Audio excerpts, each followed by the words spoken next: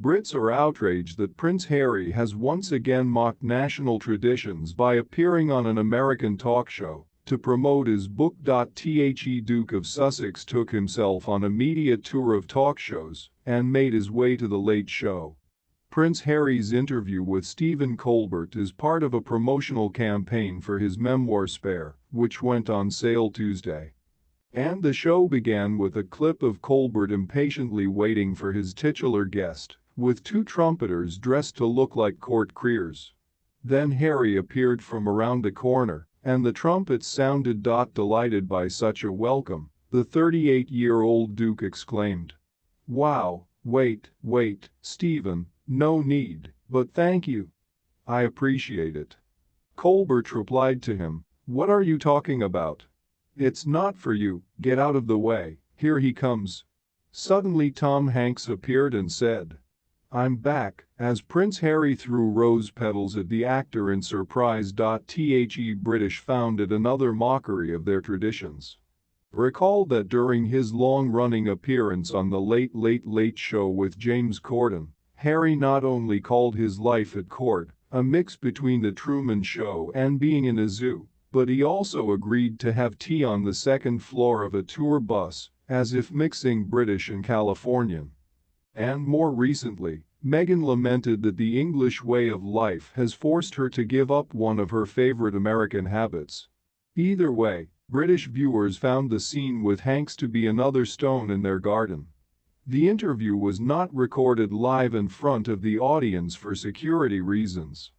The show usually lasts 2 hours, and reports say that fans were left disappointed after the show was cut to 1 hour. One frustrated fan even said, "To hell with Prince Harry," as they left the set. Another viewer told the Daily Mail, "Security problems? Really? It's not like he's Prince William or anything, he's not next in line for the throne." According to another viewer, the titular person created her own drama for the sake of it. If it's about your family and your safety, why are you even giving interviews? The Duke of Sussex was spotted with armed bodyguards when he went to a studio shoot in New York on Monday. Among other things, the show baffled the audience with a story about the very jewelry Harry allegedly broke by William. The younger brother talked about the unfortunate fight with his older brother, which attracted so much public attention and caused a lot of discussion. Prince Harry's explosive memoir has put his relationship with Father King Charles, brother Prince William and other senior royals under the spotlight. With relations between Prince Harry and the British royal family seriously compromised by revelations in his new memoir, Spare, a relationship counselor has offered both sides a 5-point plan to get things back on track. The Duke of Sussex's book, which went on sale on Tuesday, lifted the lid on his troubled relationship with his relatives, including his claimed elder sibling Prince William, physically attacked him during a row over wife Meghan Markle. He also gave 4 high-profile interviews to journalists, including ITV's Tom Brady and CBS's Anderson Cooper, telling the former the Prince and Princess of Wales had not got on with Meghan from the get-go. However, relationship expert Valen Asani, from self-described nationality-based and meaningful dating app Dua.com, said despite relations arguably being at an all-time low, the reconciliation both Harry and King Charles professed to want was nevertheless achievable. She explained, "When being faced with a broken family, often we say, 'I don't know where to start,' but what we actually mean is, 'I'm scared to start.'"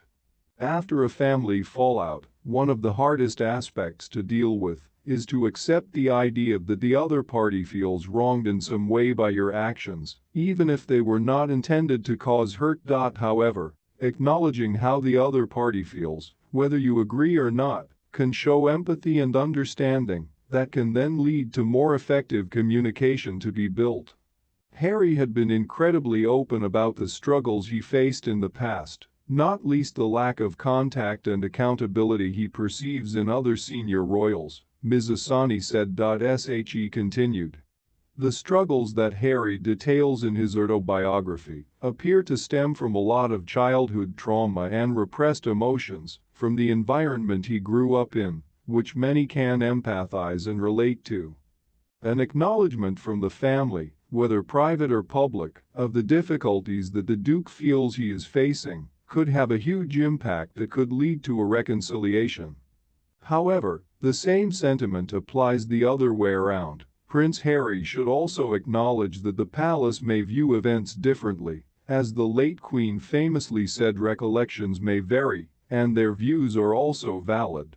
It was also important to find common ground, Ms. Asani stressed. She said, "The first step to reconnecting in a family can often be to find something that either party can bond over, no matter how big or small. This common ground can present itself in many ways, such as an event you may both attend or just a shared interest. Using something that the both of you have in common can be used as a catalyst for building up communication again."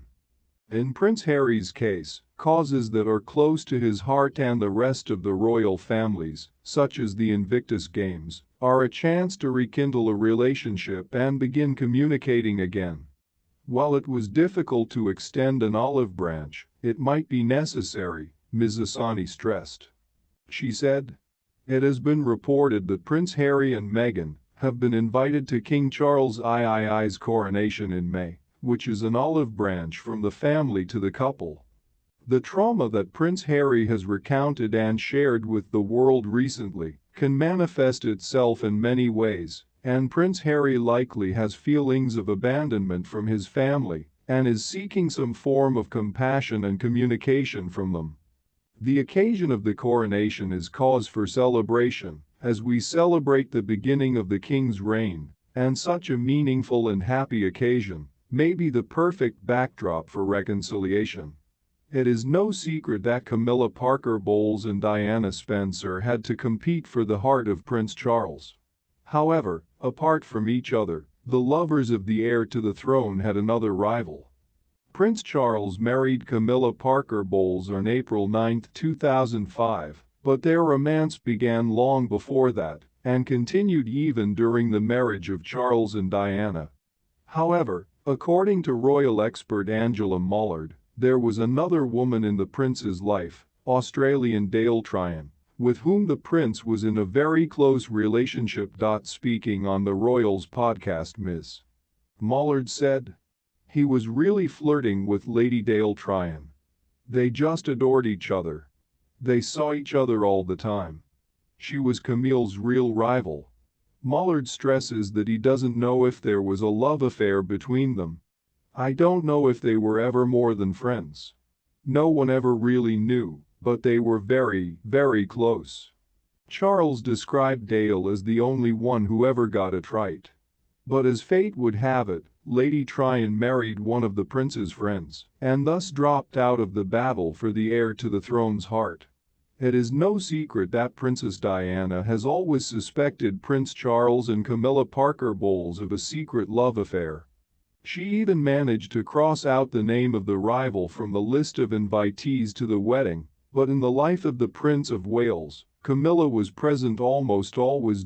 Later Princess of Wales recalled, "I was completely absorbed in thoughts about Camilla. I had nightmares about her. I stopped trusting my husband. I felt like every 5 minutes he was calling her to tell her how he should behave in marriage." Prince Harry's sweetheart was deeply hurt when a palace official insisted she not wear one of her most important accessories. Sussex's unofficial biography, titled In Search of Freedom, continues to deliver details from BCS's life ahead of its mid-August release. Authors Ahmed Scobie and Carolyn Durand have already given the world plenty of curious details, like what Harry and Meghan's first date looked like. Another revelation for the public was the statement of the authors of the book about the unusual ban Miss Markle received from the court officials. We are talking about the moment when Prince Harry had already confirmed a relationship with Meghan, choosing the most unfortunate moment and greatly upsetting his father, but it has not yet come to an official engagement. In 2016, Los Angeles-based designer Maya Brenner saw the actress wearing a 14-karat gold chain worth £184, which featured two pendants in the shape of the letters H and M. It was a gift from the prince, who decided to immortalize his and Miss Markle's initials in this way. Apparently, the overly bold move, which signaled the prince's seriousness of intentions, was not to the palace's liking. It had only been a month since Harry and Meghan's affair was confirmed, and royal advisors considered the gesture inappropriate before the engagement. The prince traveled nearly 3,000 miles to see his sweetheart on his way back from a tour of the Caribbean, and apparently presented her with this sentimental piece of jewelry. In the paparazzi photos, where Meghan was captured wearing a chain with elements in the form of small letters, the actress looked very happy. The beautiful mood was spoiled when Miss Markle received a call from a palace representative. She was told that wearing that necklace for the photographers was an incentive to keep chasing her for more shots and more headlines, said a source close to the heroine. According to insiders, Meghan was very upset about what happened. While she knew the royal representative had good intentions, the fact that someone from her lover's office told her what jewelry she shouldn't wear, or why she shouldn't smile for the photographer, was over the top. If the same sources are to be believed, a heartbroken Meghan immediately called a friend to complain about the palace.